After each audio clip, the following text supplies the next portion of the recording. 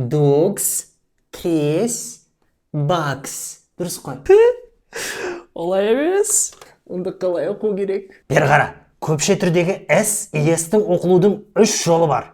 Егер сенің сөзіңнің соңғы әріпі дауысты болса, немесе ұяң дыбыспен аяқталса, мына S-ті Z деп оқисың.